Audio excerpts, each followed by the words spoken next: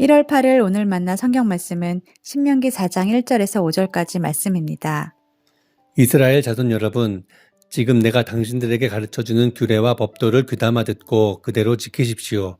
그러면 당신들이 살아서 주 당신들 조상의 하나님이 당신들에게 주시는 땅에 들어가서 그곳을 차지하게 될 것입니다. 내가 당신들에게 명령한 말에 한마디도 더하거나 빼서는 안 됩니다. 당신들은 내가 당신들에게 알려준 주 당신들의 하나님의 명령을 지켜야 합니다. 주님께서 부월산에서 하신 일을 당신들은 눈으로 직접 보았습니다. 주 당신들의 하나님은 부월에서 바알신을 따라간 모든 사람을 당신들 가운데서 쓸어버리셨습니다. 그러나 주 당신들의 하나님을 충실하게 따른 당신들은 오늘까지 모두 살아있습니다. 보십시오. 내가 주 나의 하나님이 나에게 명하신 대로 당신들에게 규례와 법도를 가르쳐 주었습니다.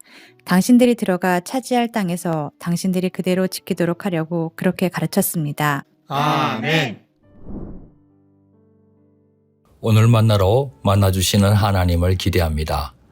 신명기 1장부터 3장까지는 주로 지나온 광야 시절을 모세가 회상한 내용이라고 할 수 있습니다. 4장부터는 분위기가 바뀌고 있습니다. 여기에는 듣다, 명령하다, 지키다와 같이 하나님의 계명과 관련된 동사가 많이 나옵니다. 하나님의 계명을 들은 이스라엘 백성에게는 당연히 지킬 의무가 따릅니다. 듣고 지키는 것을 줄여서 청종이라고 하지 않습니까? 성경의 믿음은 단순히 지적인 동의 내지는 확신으로 그치지 않습니다. 실행으로 이어져야 합니다. 들은 대로 따라야 합니다. 바로 청종하는 삶입니다. 이스라엘이 살고 죽는 것은 가나안 땅의 적대적인 이방 민족의 손에 달려 있는 것이 아닙니다. 가나안 땅을 주시는 하나님의 말씀에 이스라엘이 청종하는지 여부에 달려 있습니다. 가감없이 하나님 말씀에 온전히 순종할 때 전쟁의 결과는 하나님께서 책임져 주시는 겁니다. 그러고 보면 이스라엘이 치르고자 하는 전쟁의 본질은 하나님의 도움을 받아 무조건하고 상대를 이겨먹는 것이 아닙니다. 하나님 앞에서 먼저 거룩한 공동체로 서가는 것이어야 합니다. 다시 말해 전쟁의 본질은 이스라엘 안에 내재하고 있는 속된 본성과의 치열한 싸움에 있다고 해도 과언이 아닙니다. 광야에서 죽고 사는 것도 하나님 말씀에 순종하고 있는지 여부에 달려 있었듯이 가나안 땅에서도 마찬가지입니다. 이스라엘이 하나님께서 주신 규례와 법도를 따를 때 하나님의 통치는 나타나며 이스라엘은 하나님의 풍성한 생명과 안식을 누리게 됩니다. 하나님께서 출애굽을 통해 이루시려는 목표 역시 달성되는 것입니다. 하지만 이스라엘은 수도 없는 하나님의 경고에도 불구하고 실패하지 않았습니까? 하나님의 계명에 순종하기는커녕 우상에게 마음을 빼앗겨 버린 것입니다. 하나님의 징계를 자초했습니다. 이 때문에 성자 예수님께서 강림하셔서 새 역사를 시작하셔야 했던 것입니다. 예수님의 강림은 만민까지 구원받는 하나님의 신비한 섭리가 시작되는 계기가 되었습니다. 이스라엘의 실패가 이방인이 구원받는 계기가 되었으니 하나님의 측량할 수 없는 지혜입니다.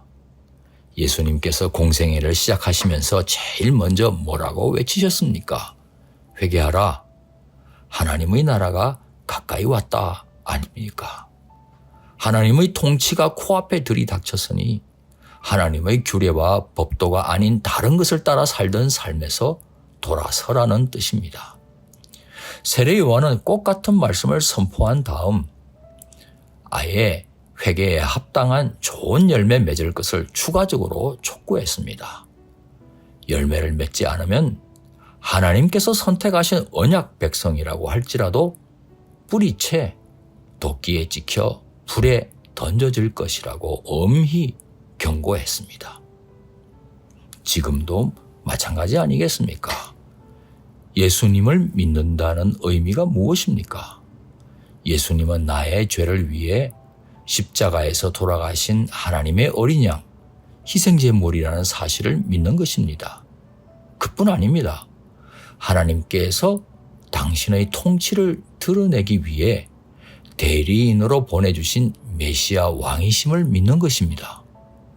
그러므로 회개하고 죄사함 받은 그리스도인들은 하나님의 통치가 이 땅에 나타나도록 그리스도의 말씀에 순종하는 삶으로 부름받은 사람들이라는 본분을 잊지 말아야 합니다.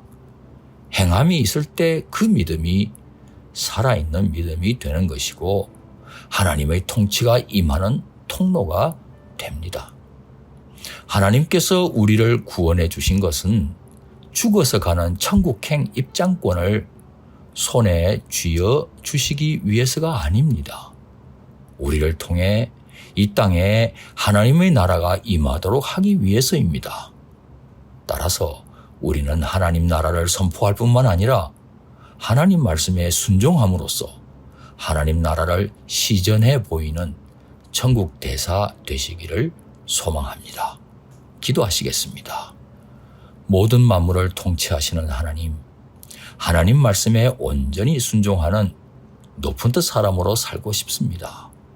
우리의 삶을 통해 하나님의 나라가 임하게 하옵소서. 더 많은 영혼이 하나님 나라 백성 되게 하옵소서. 예수님 귀하신 이름으로 기도합니다. 아멘. 이제 두 가지 제목으로 함께 기도하겠습니다. 첫째, 오늘의 말씀을 따라 기도하겠습니다. 하나님 말씀에 순종하는 삶이 얼마나 복된 것인지 구체적으로 경험하고 간증하며 살게 해 주옵소서. 둘째, 세계 선교를 위해 기도하겠습니다. 우리 교회가 동역하고 있는 선교사님들과 그 선교지의 모든 사역자들이 하나님 말씀에 순종하는 감동적인 삶을 보고 더 많은 영혼들이 하나님 품으로 돌아오게 하옵소서. 이 제목으로 기도하신 후에 개인 기도 하시겠습니다.